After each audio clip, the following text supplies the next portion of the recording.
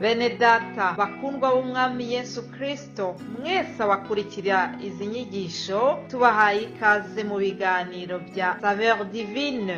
Ibi biganiro mu bitegurirwa n'abavugabutumwa bwiza batandukanye, akaba ari umuhamagaro ugendera ku ijambo ry'Imana byanditse mu gitabo cy'ubutumwa bwiza uko bwanditswe na Matayo ibice 24 umurongo wa 14. Kandi ubutumwa bwiza bw'ubwami buzigishwa mu isi yose ngo bube ubuhamya bwo guhamiriza amahanga yose, nibwo imperuka izahera ko ize. Ibi biganiro mubikurikira ku channel ya YouTube yitwa Saveur Divine. Tubifurije kugubwa neza. Imana Data ari nayo So ibaho umugisha.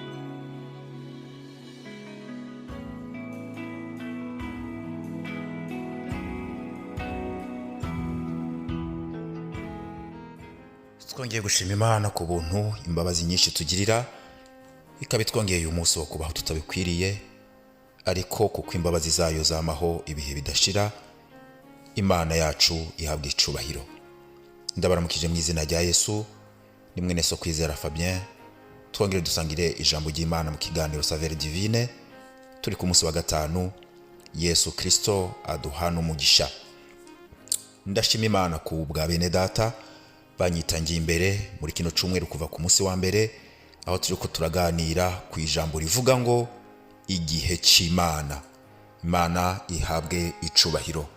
Uyu munsi dusozera kino cyumweru nifuje ko dusangirira hamwe iri jambo dusanga mu gitabo cyanditswe na Habakuki igice ca 2, turasoma umurongo wa 2 tugeze ku murongo wa 3. Umutwe w'amajambo haravuga ngo umugororotsi azobeshwaho no kwizera kwiwe.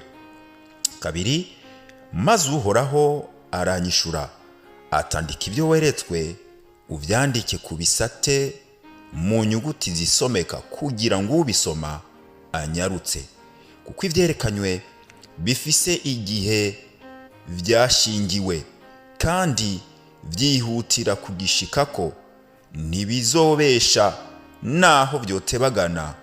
Ubirorere kuko bitazobura kuza, ntibizoteba.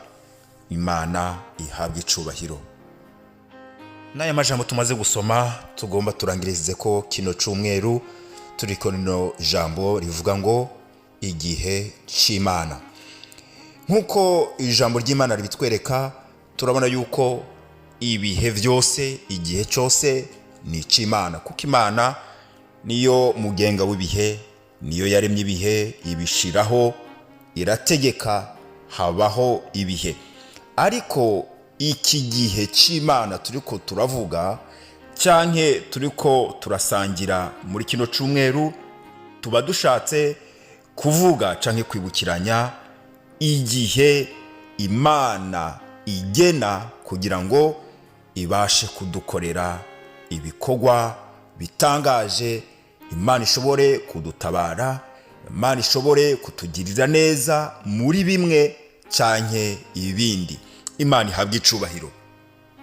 Tuba dufatiye akarorero na cyane cyane ku bihe Imana yageneye umwana w'umuntu kubaho muri ino si, ari muri uno mubiri, kuko inyuma ya buno buzima tubaho mu isi hariho ubuzima canke ubugingo butagira iherezo. Ico gihe ibi bihe turimwo ntibizosubira kubaho, kuko mu Gifaransa ijambo ry'Imana rivuga ngo ni eternité, ubuzira iherezo. Ico gihe rero Imana ishimwe,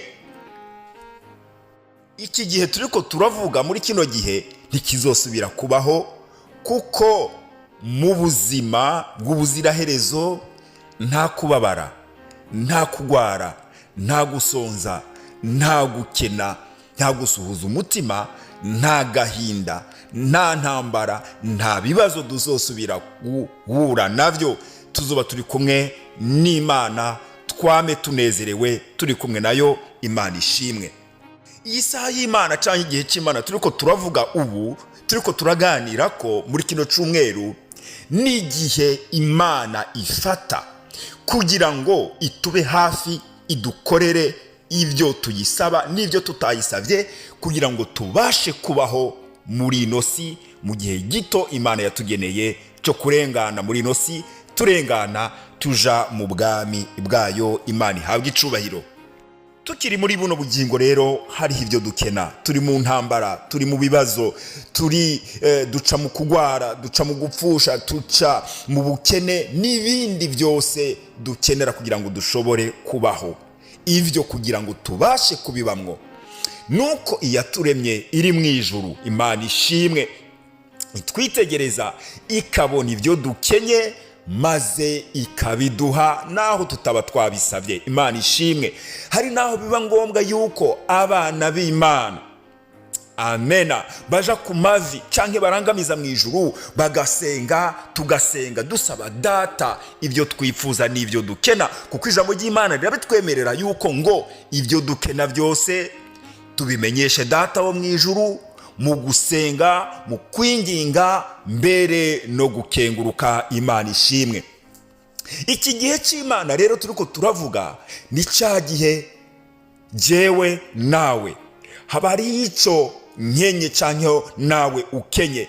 Icyo gihe ugafata igihe kugira ngo uje imbere y'Imana uyereke ibyo uyigombako, uyereke intambara uri kuracamwo, uyereke ibibazo uri kuracamwo, uyereke umutwaro wikoreye, maze ugasaba ugutabagwa kuvuye mu ijuru. Imana ishimwe. Hari igihe rero cyo gusenga, haleluya, hakaba igihe ijuru, Imana ishimwe, rifata kugira ngo ryexamine, ripime, rishire ku munzane ko ibyo wasabye, ibyo nasabye bikwiranye koko n'ubugombe bw'Imana. Imana ishimwe. Kuko ibyo dusaba byose ntitubihabwa bivanye nuko bitari mu bugombe bw'Imana. Icyo Imana igomba nicyo duhabwa, ariko ntiduhabwa twebwe icyo tugomba. Icyo data wo mu ijuru agomba nicyo aduha, kuko abo babona ko kidukwiriye. Nari mvuze ngo rero iyo umuntu asenga afata igihe, hakabaho n'igihe cyo gusubizwa n'Imana. Imana ishimwe. N'iki gihe turiko turavuga rero igihe c'Imana. Habakuki yandika aya majambo aravuga ngo ibyo weretswe uvyandike n'inyuguti ku bisate. Ni ukuvuga ngo inyuguti ziboneka kugira ngo usoma anyarutse biboneke, ngo kandi ibyo weretswe, amena, Imana ishimwe, ngo byagenewe igihe cyabyo, ngo birihuta cyane. Imana ishimwe cyane, ngo ntibizobesha naho byotebagana, ubirorere kuko bitazobura kuza, ntibizoteba. Imana ishimwe. Igihe cy'Imana, ibyo twasabye, ibyo dusaba imbere y'Imana, iyo bihuye n'iby'Imana igomba, iyo Imana ibyitegereje ikavuga ati koko umwana wanje ibi biramukwiriye, ibi biramubereye, ijambo ry'Imana ritubwiye ngo tubirindire twihanganye, kuko naho byoboneka ko bitevye, naho byoboneka ko bitebaganye, Imana ishimwe, ngo tubirindire, tubirorere, tubitegereze twihanganye. Ijambo rimwe rikomeye ngo nuko bitazobesha. Imana ishimwe. Nuko Imana dusenga, Imana dusaba itabesha. Hariho ibyo Imana iduha yarabanje kubidusezeranira, biciye mu kanwa k'abavugishwa nayo, biciye mu ijambo ryayo. Imana ikadusezeranya kwizotugirira neza. Yesu ashimwe. Iyo bimeze uko niho bikunda kutugorera mu gihe cyo kurindira. Iyo bisa n'ibitevye gato, umwana w'Imana ashobora gukekeranya ati mbega ijwi ryumvise ni iry'ukuri, mbega umuvugishwa w'Imana yavugishije iby'ukuri. Hakabaho gukekeranya no kwihebura. Ariko ijambo ry'Imana ritubwiye ngo hari igihe Imana yagenye yuko izokugirira neza, yuko Imana izogutabara.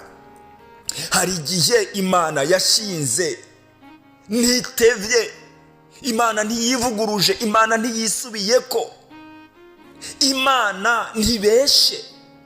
Ariko kimwe gusa nuko hari igihe Imana yagenye. Hari isaha y'Imana, hari umwanya w'Imana. Imana yateguye kungirira neza nawe no kugira neza. Imana yateguye gutabara abana bayo. Imana ihabwa icubahiro. Ufise umutwaro wasengeye, icyifuzo wifuza ku Mana, hari intambara uri kuracamwo. Mutwe w'amaye majambo twamaze gusoma haravuga ngo umugororotsi azobeshwaho no kwizera.